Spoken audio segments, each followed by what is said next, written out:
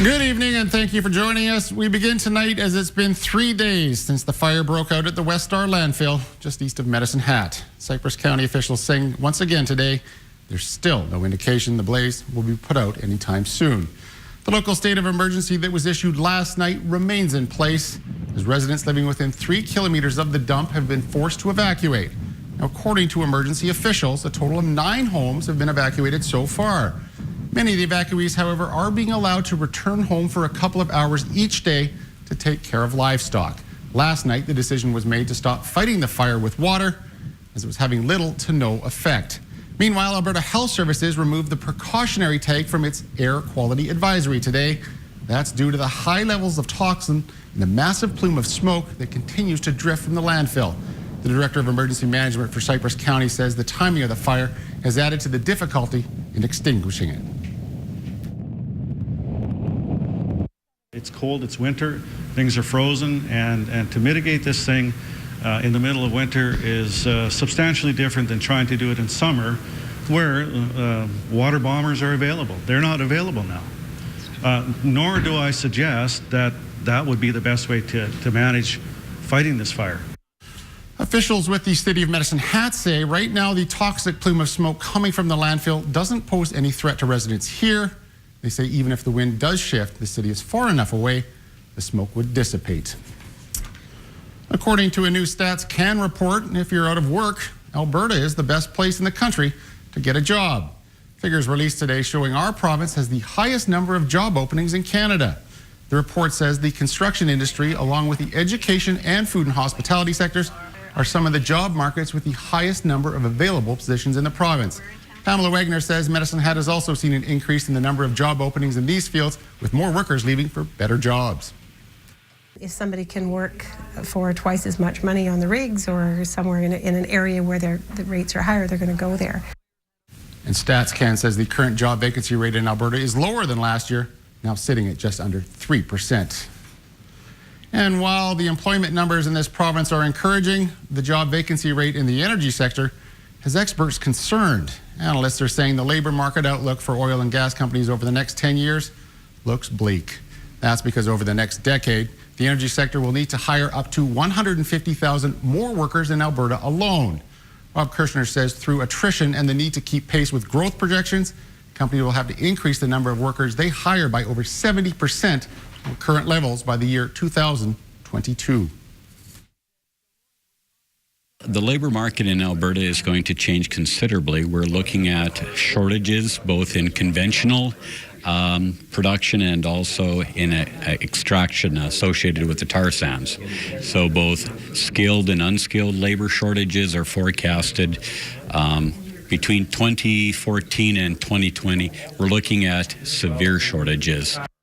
And Kirshner says other energy producing regions such as Saskatchewan is making it difficult to retain workers in the oil and gas sector here in Alberta.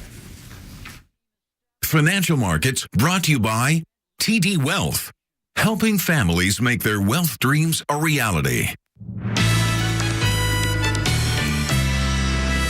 Time now for a look at today's closing market numbers. The dollar lost just over half a cent to close at 95.07 cents U.S. The TSX Composite Index gaining 45 points to end the day at 13,475. While the Dow Jones Industrial Average was up 109 basis points to close above 16,000 for the first time in history. Gold falling by $19.90 to finish at $1,241.80 U.S. an ounce, while natural gas was up to $3.70. And oil finished the day up $1.40 to close at $95.25 U.S. per barrel.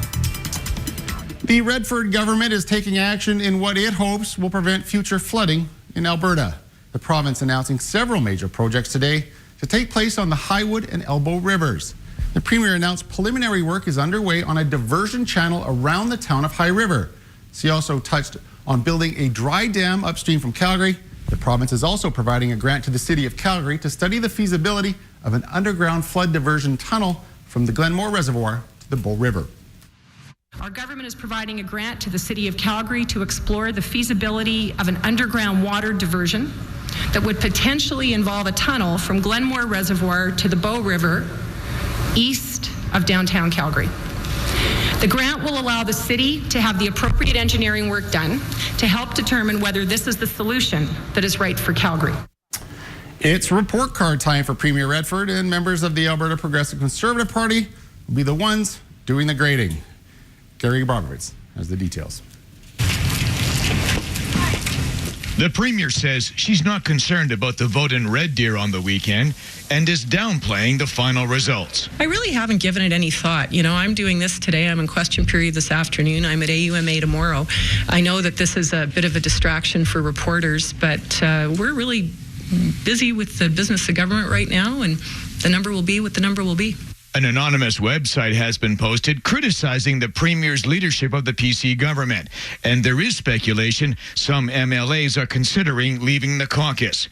But supporters say there's no movement underway to replace her. I have not heard that, Gary, but certainly I wouldn't expect that to be the case at this point. That's certainly not anything that I'm hearing. Ed Stelmack got an approval rating of 77% at his leadership vote. Ralph Klein, just 55%, and he won 4 provincial elections. Both of them were forced out as premier by the party. Political analysts say Alison Redford will have to get a good number if she wants to hang on to her job. She needs to get I would say at least the high 60s. I think she's going to do better than what was anticipated back in the spring. Redford must get 50% plus 1 of all votes cast to stay on as PC party leader. That's all that's required under the Constitution. About 1,500 party delegates are expected. Gary Bobrovitz, Global News. Yesterday, the federal government introduced a bill promising to tackle cyberbullying. Today, critics took a closer look. And what they found are hidden measures in the legislation that relate to cybersecurity, measures that were defeated a long time ago and generated huge public outrage. Shirley Engel has the details. He can either stand with us or with the child pornographers. Those infamous words were the beginning of the end of the controversial Internet Surveillance Bill C-30. Now, concerns a bill marketed to protect kids from cyberbullying is much more than just that. We've got essentially a lawful access cybercrime omnibus bill that's being disguised as a cyberbullying bill. Bill C-13 is about much more than punishing those who distribute images without consent and harass people online. Police are getting new powers to track people's locations and activities online. All that information can get handed over. They can say it's part of an investigation. No liability on behalf of the provider for having done so. Justice Minister Peter MacKay defended the bill today, saying the law needs to be modernized and there will be judicial oversight. This is a result of tremendous consultation with provinces and territories, as well as law enforcement agencies, and perhaps most importantly with parents and victims. A spokesman for the Privacy Commissioner says this appears to be a complex bill with privacy implications and that her office is in the process of going through it with a fine-tooth comb. The NDP supports the cyberbullying provisions but has questions about the rest. After they've wrapped their arms around the families of victims of cyberbullying, they've now indicated that they in fact have perhaps a greater intention with this legislation. But we're going to have to sort it out. But where does that leave parents like Carol Todd and Alan Hubley? Both lost their teenage kids to suicide and have been lobbying for this legislation. So I would hope that no one is planning on starting an effort to try to delay this bill, because they're only going to be putting more kids at risk by doing that. United by tragedy, they've just met in person for the first time in Ottawa to celebrate this new bill. And we're one of the first countries to do this nationally, federally, and I think that other countries are going to be looking at us, and I would sure hate that it would get dissected and eroded from people arguing about it. But it appears the debate on C-13 has only just begun. Shirley Engel, Global News, Ottawa. Now, staying with Bill C-13, there is a provision in the legislation that would see cyberbullies go to jail. The bill would make the distribution of intimate images of a person without their consent a crime. Sergeant Tim Schottner says the Medicine Hat Police receive very few calls per year from adults. However, it's the number of complaints they receive from youth they say is of concern. City police are applauding the bill, saying it will allow them more power to put a stop to cyberbullying. Prior to the legislation, we really didn't have any tools to work with, and if the person was over 18, there was really nothing we could do about it. So now this makes it an offense to publish intimate images of anyone on the internet. If the legislation is passed, the distribution of intimate images would be punishable with up to 5 years in prison. As the colder weather sets in, local agencies are continuing to prepare for winter in an effort to help those who are the most vulnerable in our city. The executive director of McCann Community Services says his organization takes in 6 youth at a time. Chris Christie says as the temperatures continue to fall, the request for shelter here in Medicine Hat continues to rise. Our numbers do tend to go up in the colder weather because youth tend to have other options like couch surfing, or if the weather's nice, they're young, they're up for sleeping under the stars. The Medicine Hat branch of the Salvation Army, on the other hand, is currently only at half capacity as there's still more room for 15 more clients. Its manager is quick to point out that homelessness affects people throughout the entire year. However, the organization does take extra precautions during the colder winter months.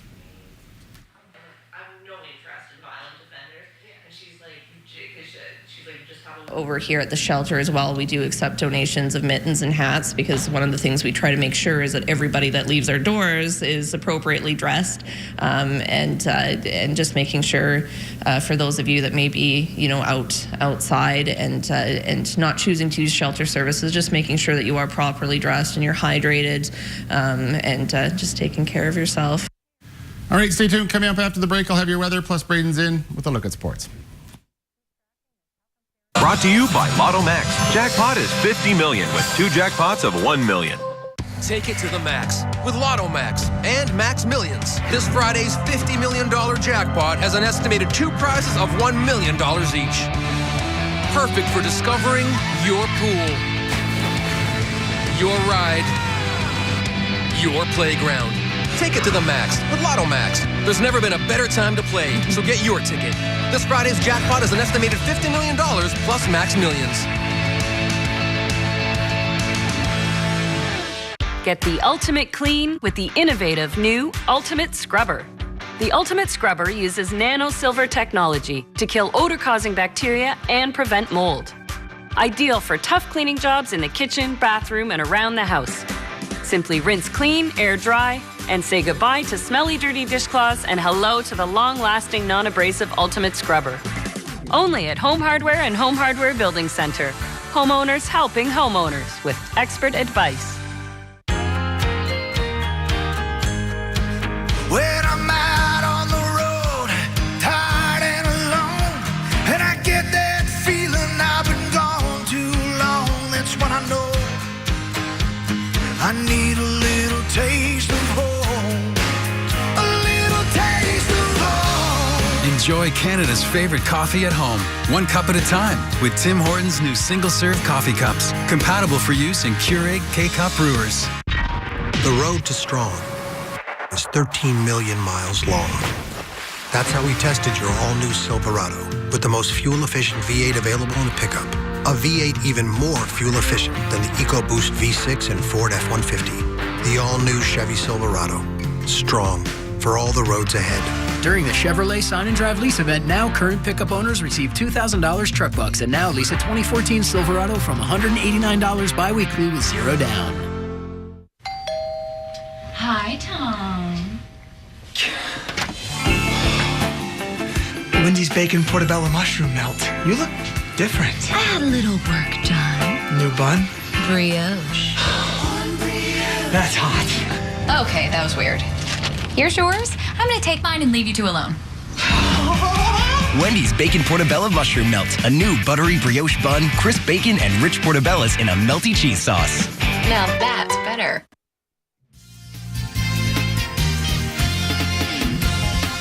Welcome back. Well, a much nicer day to be able to tell you about today. Let's take a look at Daily Almanac. Normal temperatures for this time of year haven't changed. Our high was -3. That coming at 2 o'clock this afternoon. Our low, -16. At 6 o'clock in the morning. Sun rose this morning at 7:45. Sunset at 4:32. And right now it is -14 under mainly clear skies in Medicine Hat. Winds out of the north, which means it's going to be cold, minus 19 right now with the wind chill. Taking a look around the province, you can see quite the difference. Look at that. Brooks under cloudy skies at minus 19, as well as Drumheller. Edmonton sees some snow at minus 12. Calgary and Lethbridge doing well. Calgary's at minus 2. Over on into Saskatchewan, you can see cold temperatures there too. Minus 21 in Saskatoon and some snow. It's minus 33 right now with the wind chill factor. You can see Leader at minus 20 under some few flurries. Maple Creek at minus 13 under some cloudy skies. Well, as the two highs move in, the good news here is the high from the west is going to bring with it some warmer winds and some warmer temperatures. For the good news, 30% chance of a few flurries tomorrow and a little bit of a chance of flurries in the afternoon, but much warmer temperatures for tomorrow and again into Saturday and Sunday. Taking a look around the region. Brooks, your overnight low, minus 14 degrees. Mostly cloudy. Tomorrow, your daytime high is minus 9. Again, mostly cloudy. Not a lot of wind, so good news there. Leader, your overnight low, minus 18. A few flurries with windy. Tomorrow, a daytime high of minus 12. A chance of flurries in the morning with winds out of the east. And Maple Creek, your overnight low is minus 12. Clouds overnight. Tomorrow, your daytime high is minus 8 and mostly cloudy. And here in Medicine Hat, minus 16 will drop down to mostly cloudy overnight. And tomorrow, a daytime high of getting up to minus 6, mostly cloudy skies. And a quick look at the 7-day forecast. You can see tomorrow there is that chance of snow. But look at that. On Saturday, Sunday, we're back up to the freezing mark. As we get into next week, back into positive numbers. All right, stay tuned. Coming up, Braden's in with a look at sports.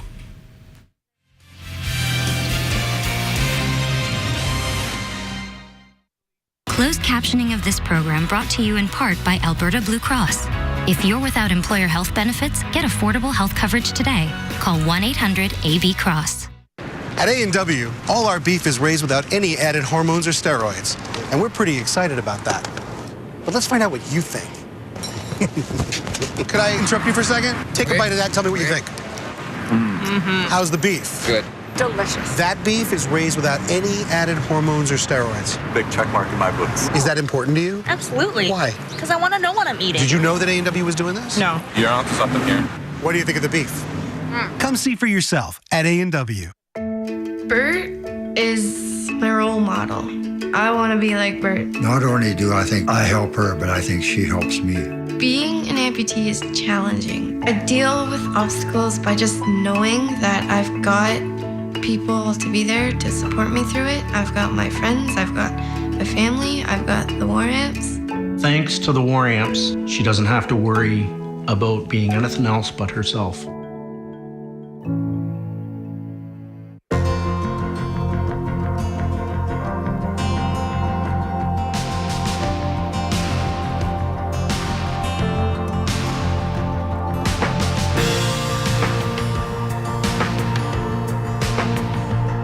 No matter what happens, there's work that needs doing, and we're on it. It's your province, and we look after it for you. We're the Alberta Union of Provincial Employees, your working people. Kitchen Caboodle is more than just a kitchen store. It's your one-stop shop for all your gift-giving needs.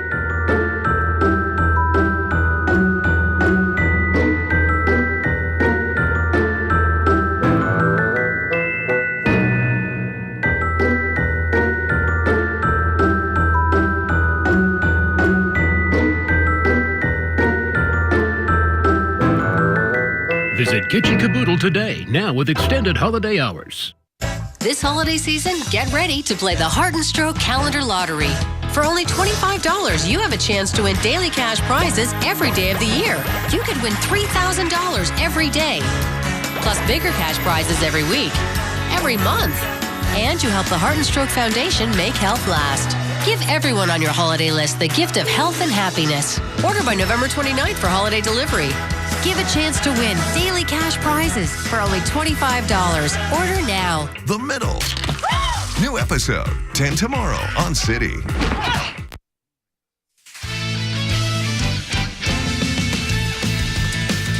Welcome back, everyone. The Medicine Hat Tigers getting back into the swing of things tomorrow night when they host the Everett Silvertips at the arena. The Bengals will be looking to win their second straight game on Friday night. Medicine Hat enters play sitting in first place in the Western Hockey League's Eastern Conference with their 16-5-3 record. As for the Silvertips, they will be going for their third straight victory, and they are the leaders of the West with their 17-4-4 record. The Orange and Black will have to keep their eyes on Everett's leading scorer, Josh Winquist, who has already recorded 44 points. This contest marking the only game between these two clubs this season. Last year, the Tigers losing in Everett 2-1. Friday's game is scheduled for 7:30 p.m. Bob Ridley has the call on Chat 94.5 FM. On Saturday night, Boston Lear and the Regina Pats come to the arena. That game is also a 7:30 start, and we should also mention that there was only one game in the Western Hockey League tonight. The Calgary Hitmen taming the Prince George Cougars 3-0. Well, a big part of the Medicine Hat Tigers' success this season has no doubt been the stellar play of goalies Merrick Langhammer and Daniel Wapple. In 11 games with the Orange and Black, Wapple has posted a sparkling .920 save percentage. As for Langhammer, he has a .914 save percentage in 13 appearances. Tigers goalie coach J.F. Martel admits he's pleased with the progress of the two Tiger tenders. Yeah, no, I think we're off a good start as far as the goaltending side of things. I think if we can summarize the start so far, it's probably consistency. I think we're very pleased with that. It seems like every night we get a chance to win. Goalies give us a chance to win, keeps us in the game. We've stayed away from the big roller coaster, so that's always a big plus. So we're very happy with what we're getting so far from our two guys, and I mean that's also a tribute to the team. I mean, the team has played good defense, and the goalies are the main beneficiaries from that. So I think that's been good as well. The captains have been announced for Team WHL in the Subway Super Series. Edmonton Oil King Curtis Lazar will wear the C on November the 27th in Red Deer. The next night in Lethbridge, Kootenay Ice Sniper Sam Reinhart gets the cheddar. And of course, Medicine Hat Tiger Hunter Shinkarik will be representing the WHL in the Super Series. In the Super Series tonight, Russia picked up its first win with a 5-2 victory versus the Ontario Hockey League. The win comes after Russia lost twice to the Quebec Major Junior Hockey League earlier this week. Staying on the junior hockey front out in Brooks, the Bandits will be searching for their fourth straight win on Friday night when they face off with the Sherwood Park Crusaders. Brooks comes into this matchup with their 17-8-3 record, which is good for 37 points in first place in the Alberta Junior Hockey League South Division. Meantime, their opponents from Sherwood Park are holding on to 6th place in the AJ North with their record of 12-13-1. But the Crusaders have been on a bit of a roll as of late, and they will be attempting to win their third game in a row. Puck drop for Friday's contest is slated for 7 p.m. at the CRA. Meantime, after tomorrow night's tilt, the Bandits will welcome the Drayton Valley Thunder to the Centennial Regional Arena on Saturday. Staying on the ice, Medicine Hat rinks will be invaded this weekend by teams as they get set for part one of the Ed Horvath tournament. 34 ringette teams are taking part in the big tourney, and there's a wide range of divisions from U10 all the way to 19A. Things start up at noon on Friday and come to a close on Sunday with the medal rounds. Guy Lanigan with Medicine Hat Ringette says teams come from all over to compete in the hat. Well, it is the Ed Horvath Interprovincial, so we do get some teams from Regina. Sometimes we get them from Saskatchewan, so that's why that's that interprovincial. But most of them are coming from Calgary, Red Deer, Edmonton area. So, like I said, it's the second biggest tournament outside of Calgary's Golden Ring. Part two of the Ed Horvath tournament goes in February. The 2013 CFL champ will be crowned on Sunday when the Saskatchewan Roughriders welcome the Hamilton Tiger Cats to Mosaic Stadium. Tons of storylines heading into the Grey Cup, including Kent Austin, Andy Fantuz, and Henry Burris going up against their old green and white squad. Let's go to the Queen City for that story. Andy Fantuz spent the first 6 seasons of his CFL career in green and white.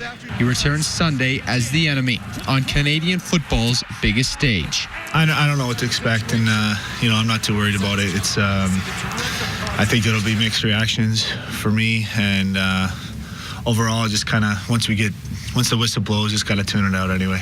Fantuz has been a Ticat for 2 seasons now. Henry Burris hasn't been a rider since 2004. He knows the reception he'll receive on Sunday. but he's not too worried about it. It's like playing with my boys, in the basement, because they razz me, they get after me, and we compete against each other. But, honestly, what people don't understand is like whenever you try to heckle somebody, it only dials them in more and makes them focus. And the elements, the hostile territory. The Tiger Cats are preparing to block it all out. You're going into basically Rider territory, and the fan base is definitely going to be tilted to their side, and they're going to do any and everything they can to help give their team that home field advantage. But we're a focused group, and we've been working silent count now for the past couple of weeks, so at least we have a good understanding of what we need to do as far as without communication and signaling to make sure we're on the same page. Burris first made a name for himself in the CFL as a rider. Fantuz became a star in green and white. For both, the 101st Grey Cup in Regina against the Riders is a dream scenario.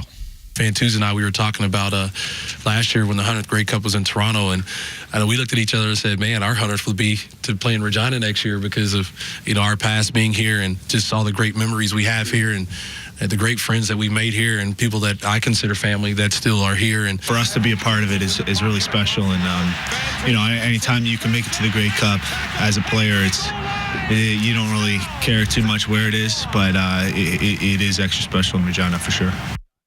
Meantime, John Cornish joining an exclusive club. The Calgary Stampeders running back was the big winner at the CFL Awards banquet this evening, being named the league's outstanding player and top Canadian. It's the second straight year Cornish was honored as the league's top Canuck, but he's the first Canadian since 1978 to capture the outstanding player honor. Cornish wasn't the only Stamp taking home awards, though. Brett Jones took the most outstanding rookie honors, and Rene Paredes wins the most outstanding special teams player award. The most outstanding offensive lineman prize went to Saskatchewan's Brendan Labatt. And Michael Popove, that's all for sports tonight. Thank you, and we just have some breaking news with respect to this landfill fire. Alberta Health Services has just expanded its air quality advisory to include the city of Medicine Hat. Now, this coming after shifting winds have smoke from the landfill now drifting into the city. Now, at this time, monitoring has shown there's not a significant health risk. However, individuals with respiratory and cardiovascular conditions could be impacted. So we'll have more on this story tomorrow at lunch. Thanks for joining us. See you tomorrow night. Good night.